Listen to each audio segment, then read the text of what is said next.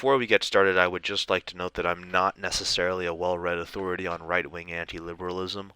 I'm just a guy who watches a bunch of YouTube videos and retains the information and occasionally reads some books. So if you have any disagreement whatsoever, please feel free to let me know what I got wrong down in the comment section below. Anti-liberalism is a recent movement in political circles that seeks to break free from bourgeois liberal democracy in order to create an entirely new totalitarian system or implement one from the various ideologies of the 20th century. Here I will be covering 4 key principles that fundamentally define the dissident right anti-liberal worldview, or Weltanschauung, to use the German term. Although there are in fact anti-liberals who are associated with various worker-oriented movements, I won't be covering them here because A, I don't necessarily know enough about them to cover them in depth, and B, for obvious reasons, as we are about to see, these ideologies conflict or have little to nothing in common with most of all of these 4 principles.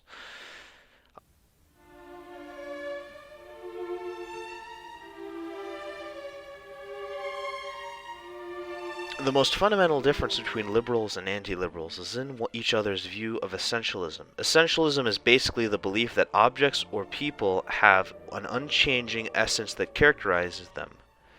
Whether that be race, gender, or nationality for people, categorizations of different objects, such as categories of furniture or buildings, and even abstract concepts, categories like relationships or fields of study. The conflict between the essentialist and non-essentialist ontologies stem all the way back to the ancient Hellenic thought between Plato as a champion of essentialism with his realm of forms, and Antisthenes, the first postmodernist, who believed that categories were simply social constructs. While liberalism at the end of the day rejects essentialism with something like the Lockean blank slate theory, dissident right anti-liberalism affirms essentialism as the fundamental premise of not only reality, but also social organization and hierarchy. The differences between nationalism and internationalism, for example, is merely one of essentialism. Now, it's pretty easy to prove essentialism with something known as a transcendental argument. Basically, without certain epistemic presuppositions that are predicated on induction, that is, a point of reference that we gain knowledge from. We can't know anything. If you delete all categories and essences, all knowledge is relative, and we can't reach any conclusions even about our own surroundings and environment, because we need categories to do so. If an object looks exactly like a handcrafted wooden chair based on our experience of what chairs are, but isn't actually a chair and can't be used as such, then what is it?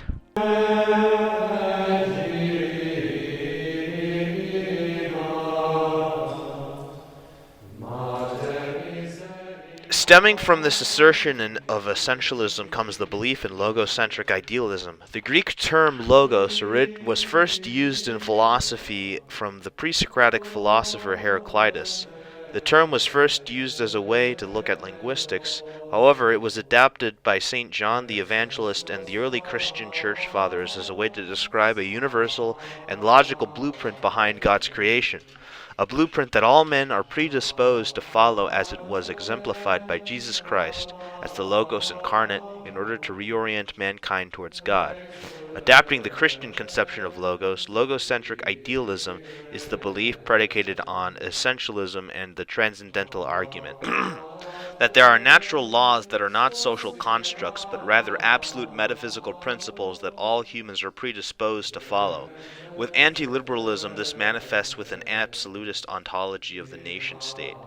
This is because the state, based on logocentric idealism, prospers the most because it is in line with natural law. One who breaks natural law is punished by nature. In this sense, the metaphysical and ethical realms are interchangeable.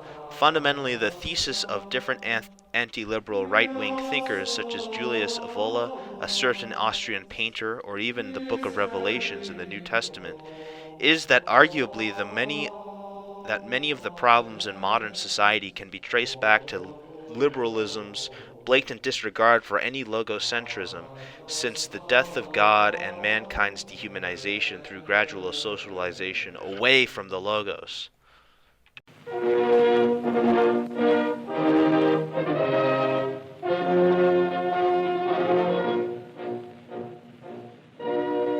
As one would imagine, our conception of what human nature is a very important part of right-wing anti-liberalism, and is something that, as stated earlier, liberals squarely reject with the Lockean blank slate theory. One crucial component of right-wing anti-liberalism is tribalism. Tribalism is something that has always been a part of humanity, and is something that, in my own personal view, we cannot really avoid. Tribalism does not have to be ethnic in nature, although in my opinion, it is always reduced to just that. Political tribalism is something us Zoomers are very familiar with, where the neurodivergent people of my generation who become politically engaged start picking out their own ideologies at the age of 16 or just start making up new ones. Fundamentally, in my view, though, tribalism and intertribal inequalities always consist of a simple reduction to biology, whether that be race or gender. This is why all nations prior to the 21st century were ethnically homogeneous in one sense or another, except for decadent multicultural empires that soon fell, like Rome or Persia, and in part why I consider myself an ethno-nationalist. There's simply a subconscious desire among humans beings to want to racially and ethnically segregate themselves because at the end of the day, they have a better chance of spreading their genes onto the next generation if they do so. Look at any map of a major multicultural city in the West that looks at a population of each race per capita, and you will notice that their racial demographics are very sharply divided geographically. The only modern right-wing anti-liberal ideologies that don't necessarily adopt a vital understanding of human anthropology would have to be Dugin's fourth political theory or Yaki's understanding of vertical race versus horizontal race. Both ideologies view racism as a purely materialistic issue. However, Dugin shoots himself in the foot for using the widely discredited anthropology of Margaret Mead to prop up his race denialism.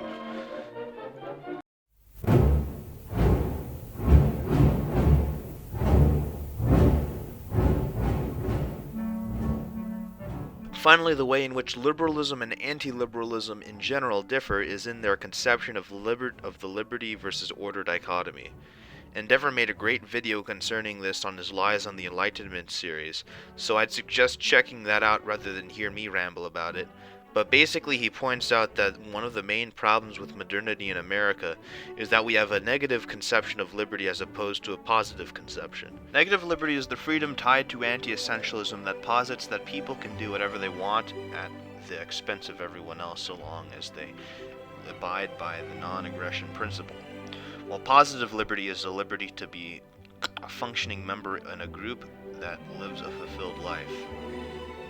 Another phrase that accurately describes this dichotomy would be individual versus collective liberty. An individualist libertarian relies solely on the will to power and the non-aggression principle, while the collectivist libertarian relies on cultural homogeny and order, whether spontaneous or lawful, to secure his liberty.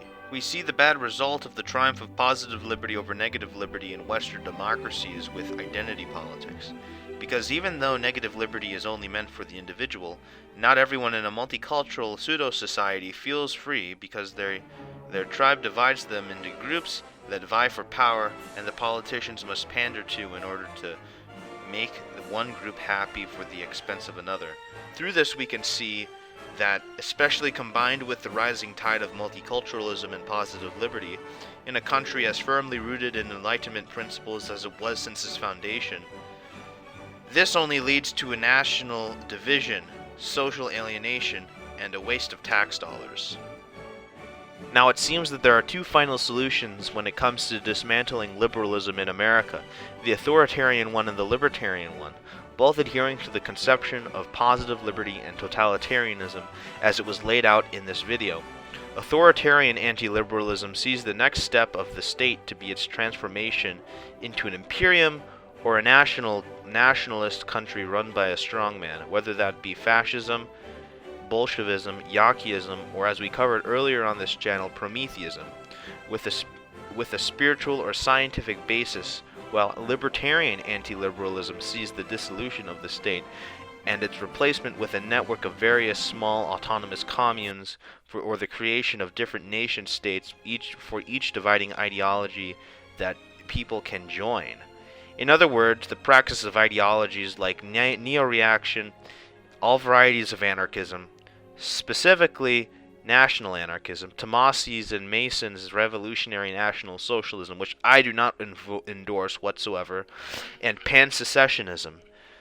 I'm personally in favor of the latter because it seems to be the most practical and better suited for an already thoroughly divided America, and also because my own generation, the one I think will be responsible for the destruction of America's neoliberal hegemony, will have a lot less attachment to this pseudo-country we call America.